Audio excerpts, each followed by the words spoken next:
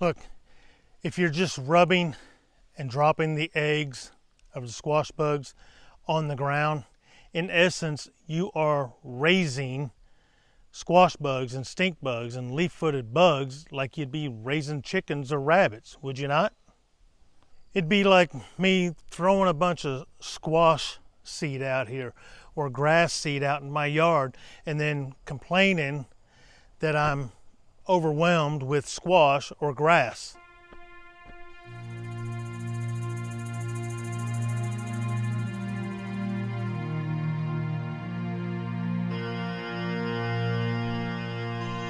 Sometimes they say one man can make a difference, and they certainly can't make a difference if they don't even try. So I'm going to give it a try. What you saw on that thumbnail is not clickbait, and I'm dead serious about this. This is not a doom and gloom fear-mongering video. This is nothing like that, but this is something that is extremely relevant, I believe, to a lot of folks out there in the gardening community. And I believe that with your help, and I don't ask for help very often because of my ego, my pride, or whatnot, I'm asking for your help this time.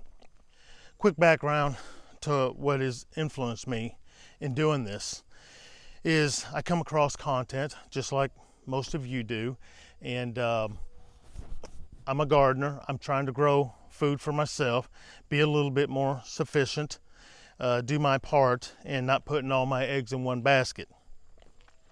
And in this content, when I come across things dealing with squash bugs, this video in particular, and others had like 100,000 views. This one had 200-something thousand views, and there's hundreds of comments praising and thanking this lady on her technique on how to control squash bugs or keep them out of their garden. And let me tell you something.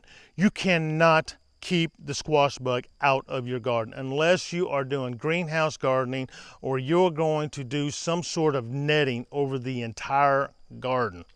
You're not going to keep them out. And you better be damn sure they're not in there before you trap them inside. But nonetheless, reaching out to the family and everything, they're not going to remove the content. I've asked others to remove the content because it's causing more harm than it is good when it comes to the gardener. Now, why is this such a big deal? I mean, think about it. We're just sitting here, and I'm making a video about squash bug eggs. It's a big deal because I think anybody that's taking a look around, you're starting to see more and more people starting to try and revert back to growing some more food for themselves, to not be so dependent upon the grocery stores, whether they're a prepper, whether they're labeled as a homesteader, just a hobby gardener, farmer, whatever. When we do these things, we'd like to encourage others around us, especially those that are closest to us, might be in our community or our neighbors, because if something did happen, we don't want a bunch of two-legged, hungry, wild-acting beasts running around. It benefits us if they're actually growing for themselves, does it not? So when this takes place and we start to encourage people to try to grow a garden and food for themselves, if they start getting into it, what are they going to do? They're going to start looking for information. And they're going to go online for this information a lot of times. Or they're going to get some word of mouth, but if that word of mouth is watching videos like this and passing it on to them, and they go applying these techniques, and then they see or have the same results that you will see in this young lady's video if you come across it, absolute infestation of squash bugs, nymphs, and eggs galore. Claiming she's out there every single day. Impossible. I think that's impossible. She may be out there every single day, but she's not dealing with these squash bug eggs efficiently. She is her worst enemy. And if you're a neighbor to somebody like this, you're going to have the same issues.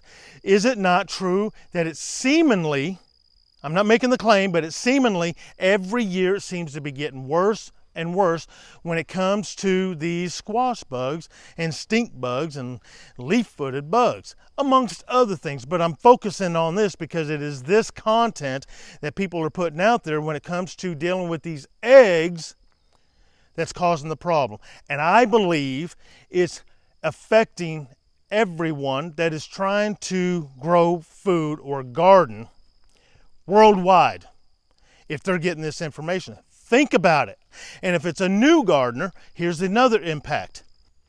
They get out there and they get this information and they start applying that, and they just get overwhelmed with the pest, and they don't know what to do. When you're trying to grow organically, you're trying to encourage more and more people to get farther away from the big ag synthetic chemicals on the plants, on the fruits and vegetables, and in the soil, and they have infestations like this, then they are going to be more apt and likely to turn back to the big ag corporations, go to the box store and buy that 7-Dust, buy that synthetic harmful chemical that they possibly could be ingesting into their bodies, and we want to reduce that impact in our lives. That's what's going to happen. And you say to hell with it, and you just turn to the stuff, the poison that you know is going to kill them things or deal with them effectively, so that you don't have to spend so much time and consumed in your garden and being a slave to it, and actually enjoy doing it. That's the relevancy of this video. So, but I'm a firm believer not to complain without giving solutions. If at all possible, if you're going to complain about something, isn't it true that we should come to the table with a possible solution to the issues and problems that we're complaining about? That's what I'm going to attempt to do. And I'm going to show you how I deal with this once again, and I'm going to revert you back to that video, and I'm asking you, if you would, in this particular case, share the videos, please. If not, make your own video. Write it out or speak it out and get the information out there. But if you don't want to take the time to do that, I'm asking you to share this video. I need your help. So what this is like you taking bubble wrap. You guys know that packing material, bubble wrap. We used to play with it as kids a lot of times and annoy the hell out of people with it. But if you took bubble wrap, those bubbles represent the eggs of the squash bugs and stink bugs, and you lay that bubble wrap on a pillow top mattress, and then you take some thick quilts and other pillows and you cover on top of the bubble wrap, and then you go pressing on those pillows or jump on it, you're not going to bust those bubbles of the bubble wrap. It's the same concept when you're dealing with the squash bug eggs, and I've done it hundreds and hundreds of times. I know what it takes to squash them, crush them eggs. It has to be done so hard and so much compression that it wears my fingers out. But if you take the bubble wrap and you lay it on a floor, a hard surface floor, and you're wearing shoes or boots with a hard sole on it, and you walk across it, then the bubbles just pop. You can walk across it and the bubble wrap pops.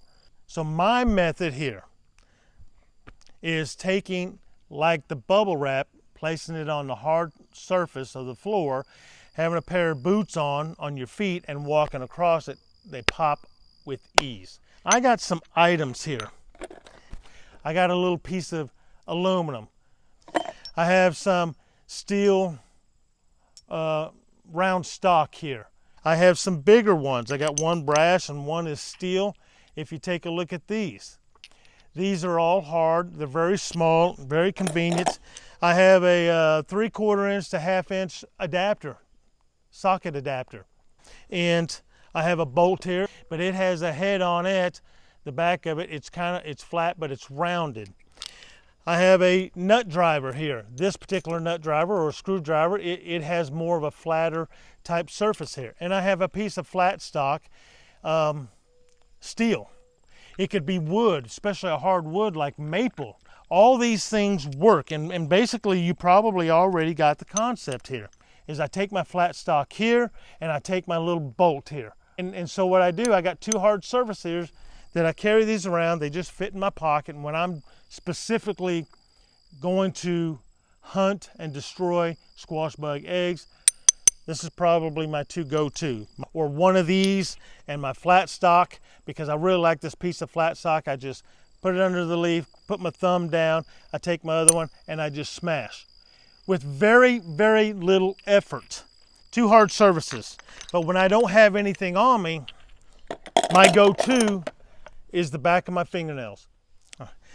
So as you do that with the back of your fingernails, Sometimes if it's quiet enough, you can hear them pop if you're close enough. I do anyway, and I got bad hearing.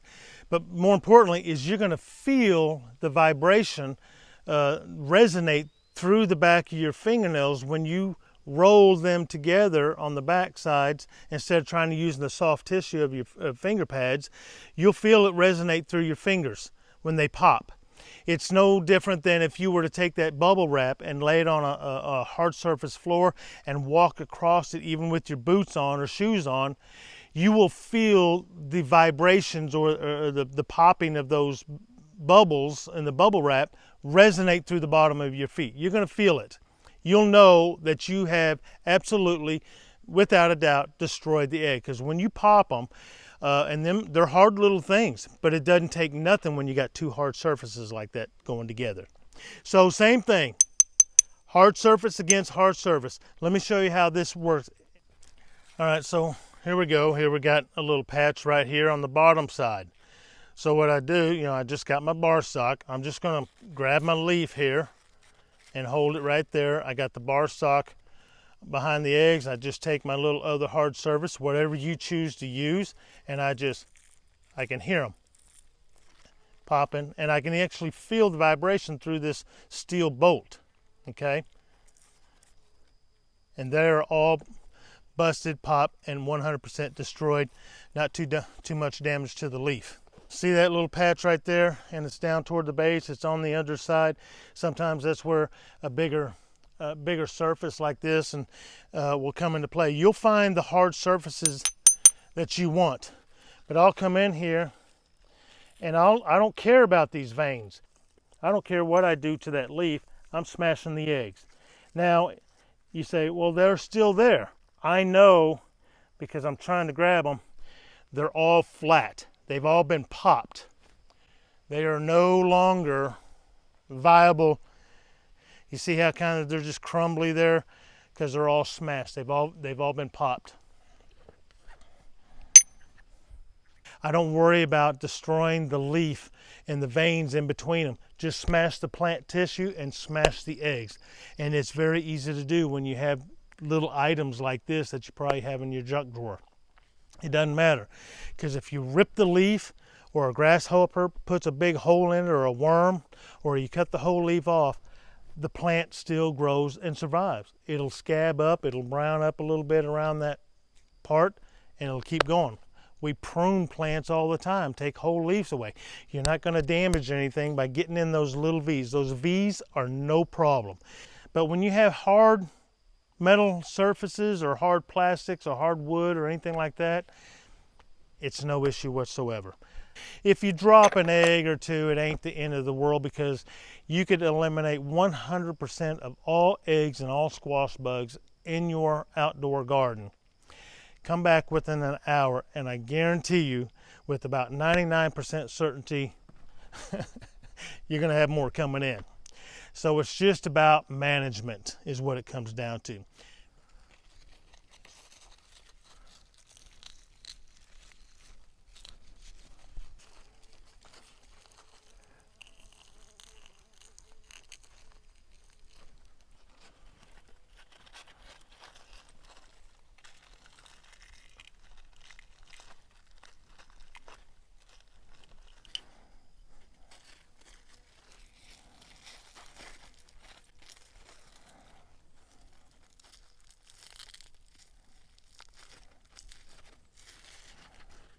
If you've done any kind of gardening and you've dealt with squash bug eggs and trying to smash them with your fingers, you can do it.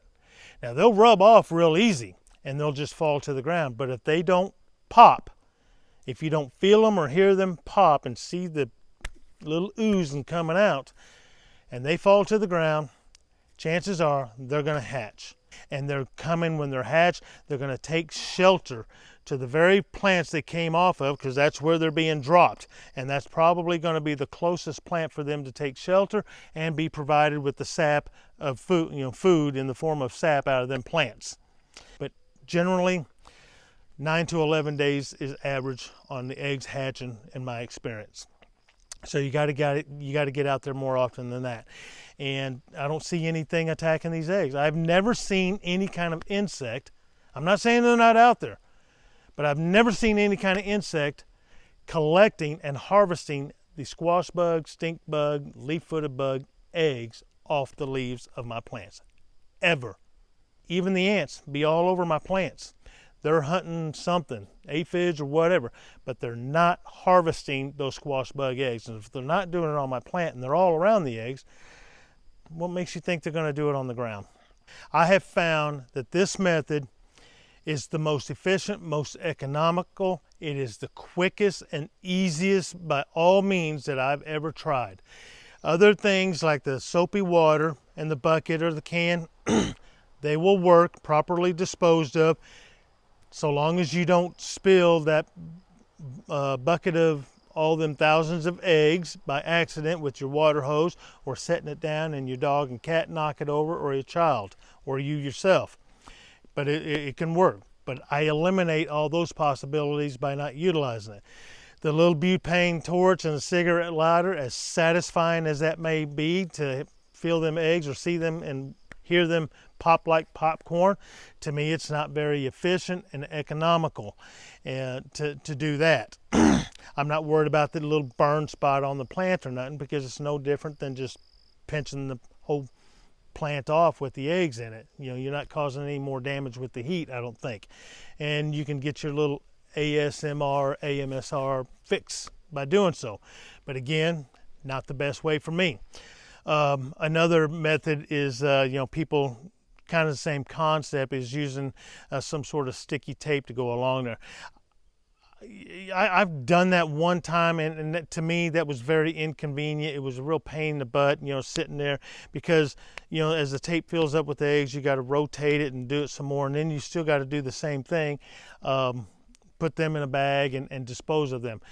They need to be in a burn barrel. I've even tried one remedy of just to find out, of putting petrolatum jelly or Vaseline on the eggs, on the leaf. And that come from the University of Utah. And I suspect it would probably because it would smother it. But based on my other experiments, I decided not to continue that because it was worthless. Because as you're dealing with 80, 90, 100 degree temperatures, that stuff is probably just going to run off.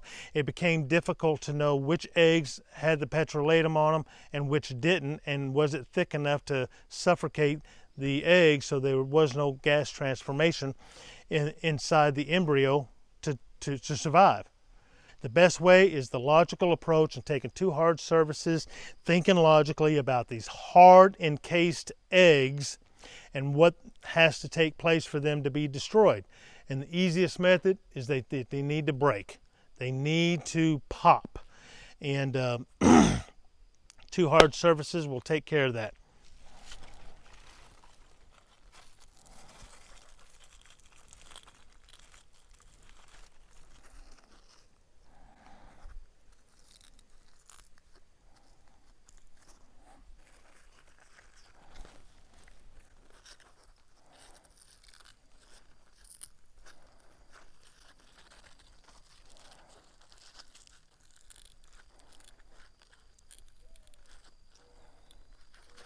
Something has to be done to counter the hundreds or thousands of individuals that are practicing this method of dropping the eggs, or thinking that they're destroying the eggs by just rubbing them and letting them fall to the ground. And then they're provided the habitat, they're provided the food source, everything that they need, and then we complain about it. You're not going to ever eliminate all the squash bugs. So it's just a means of control. So I haven't done it before, but I'm asking you now to share the video. Use your social media. Think about this stuff. Do your own experiments. I thank you for your time. Meanwhile, have a nice day. May all your branches become full of fruit, and I'll catch you next time. Hua.